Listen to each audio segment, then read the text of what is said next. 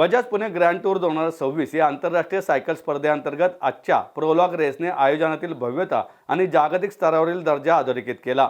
जगभरातील 35 देशातील 28 नामवंत संघांचे 164 आंतरराष्ट्रीय सायकलपटू या स्पर्धेत सहभागी होत असून सह्याद्रीच्या घाट रस्त्यांवरून सुमारे 437 किलोमीटरचा आव्हानात्मक प्रवास करत विजेतेपदासाठी प्रयत्न करणार आहेत।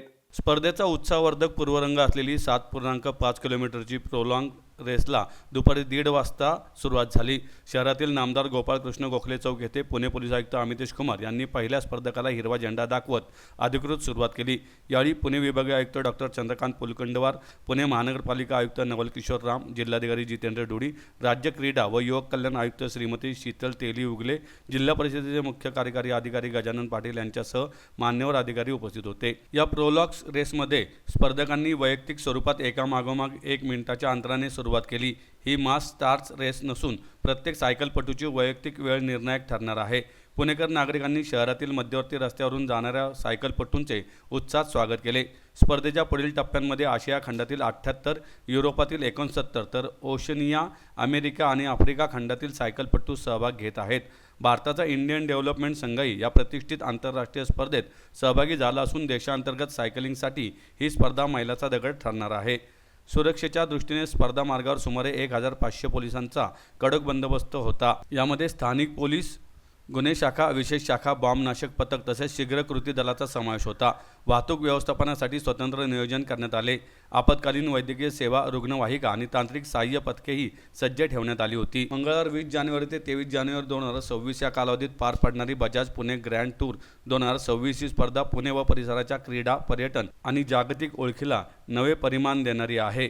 आजचा प्रोलॉग हा या भव्य आंतरराष्ट्रीय सायकल स्पर्धेचा केवळ पूर्वरंग असून पुढील दिवसात सह्याद्रीच्या घाट रस्त्यांवर रंगणारी चुरस अधिक उत्कंठावर्धक ठरणार आहे। स्पर्धेच्या शुभारंभाच्या वेळी नामदार गोपाळकृष्ण गोखले परिसर ढोल ताशांच्या गजराने दुमदुमून गेला होता। छत्रपती शिवाजी महाराज की जयच्या गगनभेदी घोषणांनी वातावरणात एक वेगळीच ऊर्जा संचारली। पारंपरिक मराठमोळ्या तालावर पुणेकरांनी आंतरराष्ट्रीय सायकलपटूंचे जल्लोषात स्वागत केले। भारतीय खेळाडूंचे नाव उच्चारताच टाळ्यांच्या कडकडाटात करून त्यांनी खेळाडूंचा उत्साह वाढवला। Hello, John from Australia. Very welcoming here in India. Great event, and it's going to be very successful and go for years and years by the sounds of things. Good roads, great city, good people, friendly, good food. Everything's working out well. I'm Hayden James from Australia, from Next VeloFit, and yeah, just so happy to be here. And the organisation has been spot on, and can't wait to get into racing. Yeah, we had a good look at the stage 1 yesterday, and the roads are just perfect, really nice and smooth. And yeah, getting back to the hotel, everything's been really nice. Good food, good people. Yeah, looking forward to it. Hello, my name is Taavi Kannimäe. I'm from Estonia, from a Quick Pro team, and I really like the scenery and the track and the overall coming in number 68. feeling. What I get from this event, it's amazing.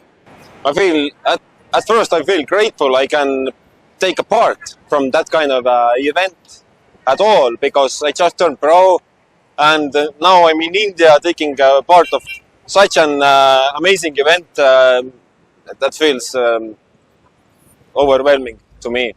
The road condition is very good. Yeah, I like India.